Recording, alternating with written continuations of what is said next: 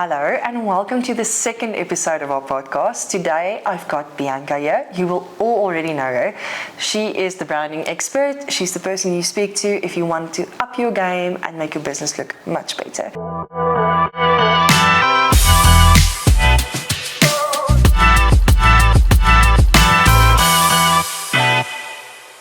Today we'll chat a bit about AI and how it's disrupted the brand industry.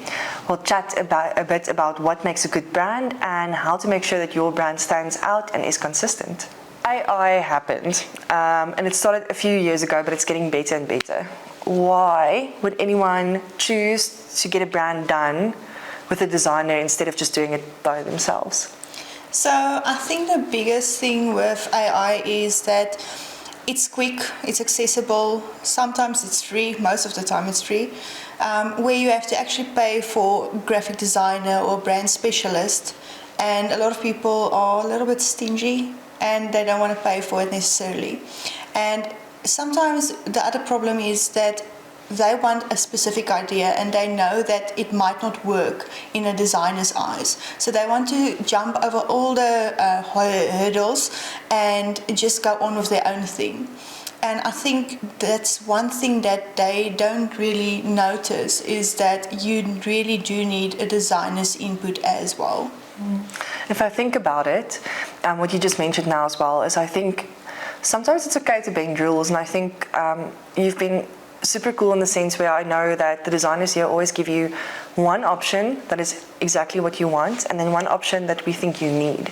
And so many times they've actually chosen the option that you actually need, because there's so much brand knowledge that from years of experience and from actually applying this to different things, like to a t-shirt, to a pen, to a billboard, what's going to work and what's going to stand out.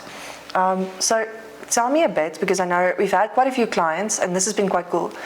I don't think it's a sense of choosing either brand or AI, and it's actually having the two work together, because lately we've been receiving clients who went onto AI and actually got a baseline idea, but what I've noticed is that AI can never do exactly what you want it to do.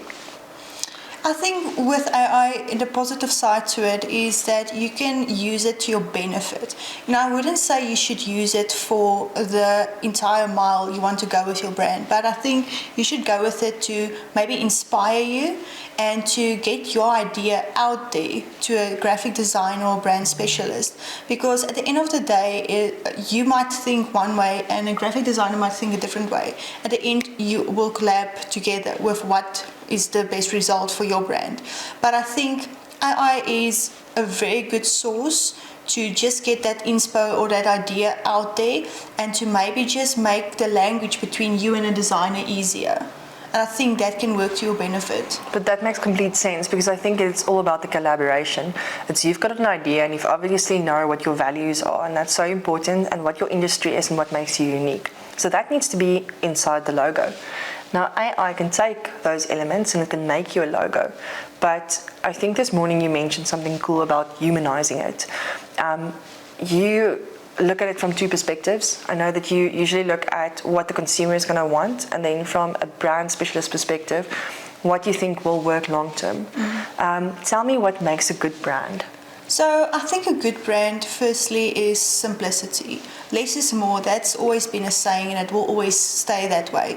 I think if you have consistency within your brand, and the problem with AI, I think, is they put all these elements together and it looks sometimes just different. It might not be the same. You won't have necessarily all the design elements you need throughout your branding. So I think if you have consistency, if you have simplicity, and then if your brand has values and an identity that goes along with it. The identity is good for when you want to know which colors to use, which fonts to use, and that makes it easier to integrate it into other platforms at the end of the day. So from a t-shirt to your business card up until a website or a digital billboard, and that's where we're going as well lately. I love that because at the end of the day, we're talking about integration. We're talking about can your brand be consistent throughout your website, your pen, your branding, your banner. And what we're saying essentially is AI can be part of that process. It helps with the ideation. It helps with getting it to a point where you can play around. But then refinement, unifying, having something simple and unique, I think that needs the hand of a designer. It needs somebody that has experience and knows what works, what doesn't. I think AI is very good at taking your ideas and putting them into one, but it's not great at having something that it knows the end user is going to love. So I think that we can think unilateral, where I think AI only has what you input into it. I think we've got so many perspectives by now. It's literally what's going to work for social, what's going to date well. Because in 5 years' time, your logo might look outdated and then you have to renew it. And how do you make sure a brand doesn't date very quickly, that it actually withstands the test of time? I think with that, it's important to firstly know if a client or you as the client itself is happy with your logo, because even though it might be outdated a little bit, you must be happy with your brand, because that's going to be the brand voice. It's not only the brand but you yourself. To keep it not outdated, it's good to always keep in mind that when you do start with a designer or brand specialist, that you maybe tell them, listen, in the next 5 to 10 years I am looking to expand or doing something different. How can we already incorporate that change in the logo?